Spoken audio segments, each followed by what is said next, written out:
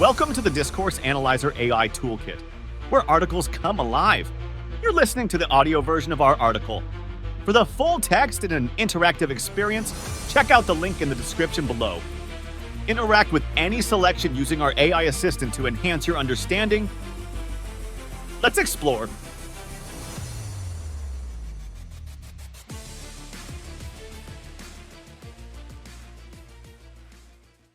Data collection in discourse analysis. Data collection in discourse analysis involves gathering texts, spoken language, or other communicative forms that can be analyzed to understand how language is used to construct meaning, identities, relationships, and social realities. Since discourse analysis is concerned with language use in context, the choice of data sources and collection methods is crucial for obtaining relevant and meaningful insights. Data collection methods in discourse analysis can be diverse and vary depending on the research questions, objectives, and contexts of the study. These methods may include collecting naturally occurring spoken interactions, written texts, online communications, multimedia content, and other forms of discourse. 1. Key methods of data collection in discourse analysis. Collecting naturally occurring spoken data. Gathering unscripted conversations and interactions. Naturally occurring spoken data refers to the collection of spontaneous, real-life interactions as they happen. This type of data is valuable for discourse analysis because it captures language use in its natural context, reflecting authentic communication practices. Recording conversations. Audio or video recordings of everyday conversations, meetings, or public events can provide rich data for analyzing spoken discourse. Ethnographic observation. Researchers may observe and record interactions in specific settings, e.g., classrooms, workplaces, to study how language is used in context. Example: a researcher studying gender dynamics in the workplace might collect audio recordings of team meetings to analyze how men and women use language differently, how interruptions occur, and how turn-taking is managed. Collecting written texts. Analyzing documents, books, articles, and more. Written texts are a common source of data in discourse analysis, as they provide insight into how language is used in various contexts, such as media, education, politics, and everyday communication. Official documents. Collecting documents like policy papers, legal texts, and corporate reports can help analyze how language constructs authority and power. Media articles. Newspapers, magazines, blogs, and online news sites are valuable sources for studying how language is used to frame issues, construct narratives, and represent different groups. Example: in a study of media representations of immigration, a researcher might collect articles from multiple newspapers over a specific time period to analyze how language is used to portray immigrants and immigration policies. Collecting online and digital data. Analyzing language use in digital and social media. With the rise of digital communication, online data sources have become increasingly important in discourse analysis.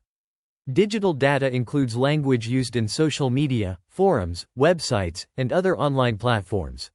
Social media posts. Collecting posts, comments, and tweets from platforms like Twitter, Facebook, or Instagram can provide data on how language is used to express opinions, form communities, and mobilize social movements. Online forums and blogs. Analyzing discussions in online forums or blog posts can reveal how language constructs identity, solidarity, and opposition in digital spaces. Example: a researcher studying public discourse on climate change might collect and analyze tweets using specific hashtags, e.g., #ClimateCrisis, #FridaysForFuture, to examine how different groups discuss climate change, express concern, or challenge scientific consensus. Conducting interviews and focus groups. Gathering insights through structured or semi-structured conversations. Interviews and focus groups are useful methods for collecting data when researchers want to explore participants' perspectives, experiences, and interpretations of language use. These methods allow for a deeper understanding of how individuals perceive and engage with discourse. Interviews. Conducting one-on-one interviews with individuals can provide insights into personal experiences and how language shapes identity and social relations. Focus groups. Group discussions with multiple participants can reveal how language is used in collective meaning-making, negotiation, and decision-making processes. Example: In a study of language use in healthcare communication, a researcher might conduct interviews with doctors and patients to explore their experiences and perspectives on medical consultations, focusing on how language is used to convey empathy, authority, or understanding. Collecting audiovisual and multimedia data. Analyzing visual and multimodal discourse. Audiovisual and multimedia data include videos, images, advertisements, films, and other multimodal forms that combine language with visual, auditory, and other semiotic resources. This data is valuable for analyzing how different modes of communication interact to create meaning. Video recordings. Analyzing video recordings of interactions, such as classroom lessons, political debates, or public speeches, can provide insights into how language, gestures, facial expressions, and other visual cues work together in discourse. Advertisements and films. Collecting and analyzing advertisements, films, and other multimedia texts can reveal how language and visual elements combine to construct identities, persuade audiences, or promote ideologies. Example: a researcher studying political discourse might collect videos of campaign advertisements to analyze how language, imagery, and music are used to construct candidate personas and appeal to voters' emotions. Collecting corpus data. Analyzing large collections of texts. Corpus data refers to large, structured collections of texts that can be analyzed using computational tools and techniques. Corpus-based studies are valuable for identifying patterns, frequencies, and collocations in language use across extensive datasets. Building a corpus. Researchers can compile a corpus of texts relevant to their study, such as political speeches, academic articles, or social media posts, and analyze them using computational methods. Using existing corpora. Many existing corpora, such as the British National Corpus or the Corpus of Contemporary American English, provide extensive datasets for analyzing language use in various contexts. Example: a researcher studying changes in public discourse about health over time might use a corpus of newspaper articles from different decades to analyze how language use, such as the terms mental health and well-being, has evolved. Point 2. Examples of data collection in discourse analysis. Example 1. Data collection in educational research. Studying classroom interactions. To study language use in educational settings, researchers might collect naturally occurring spoken data by recording classroom interactions and conducting ethnographic observations. Example: a researcher interested in teacher-student dynamics might use video recordings of classroom lessons to analyze how teachers ask questions, give feedback, and manage classroom discourse. Additionally, they might conduct interviews with teachers and students to gather perspectives on their communication practices. Example 2. Data collection in media studies. Analyzing news coverage. To study media representations of social issues, researchers might collect written texts from various media outlets, such as newspapers, magazines, and online news sites. Example: a study of media coverage of the COVID-19 pandemic might involve collecting articles from multiple newspapers over a year, focusing on how language is used to report on public health measures, government responses, and public attitudes. Researchers might also analyze headlines and photographs to examine how visual elements contribute to framing the news. Example 3. Data collection in digital discourse. Examining online interactions. To study digital discourse, researchers might collect data from social media platforms, online forums, or blogs. Example: a researcher studying public discourse on vaccination might collect tweets using hashtags like #VaccinesWork or #VaccineInjury to analyze how different groups discuss vaccination, share information, or express concerns.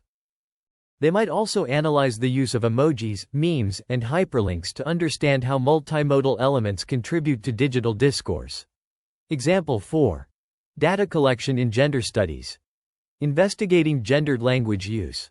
To study gendered language use, researchers might collect spoken data from various settings, such as workplaces, classrooms, or social gatherings, as well as written texts like advertisements, job postings, and media articles.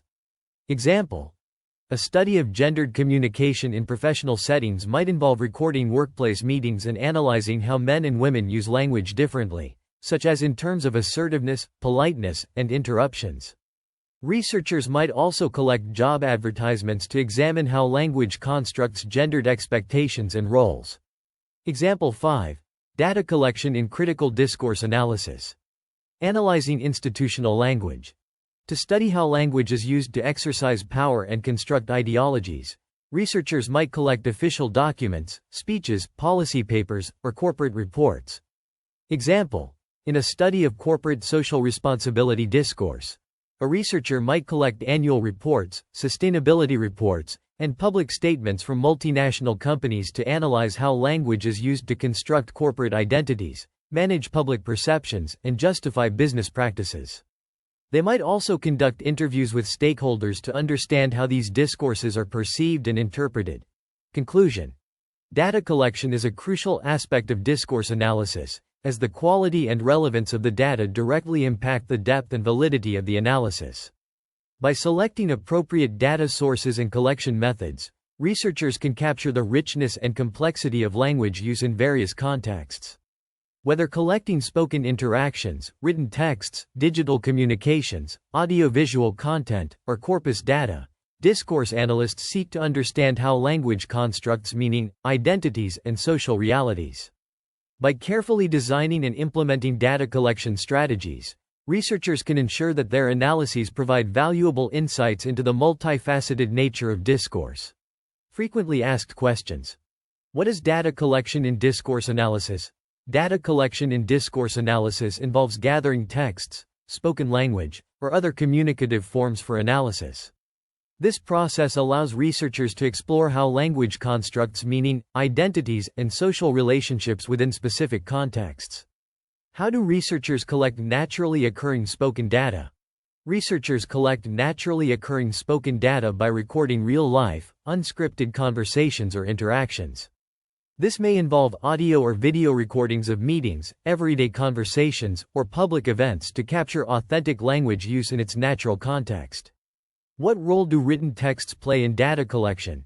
Written texts such as documents, articles, and reports are valuable sources in discourse analysis. Researchers collect these texts to study how language is used in various contexts like media, politics, or legal documents to construct narratives, represent groups, or exercise power. How is online and digital data collected for discourse analysis? Digital data is collected from online sources such as social media platforms, blogs, and forums.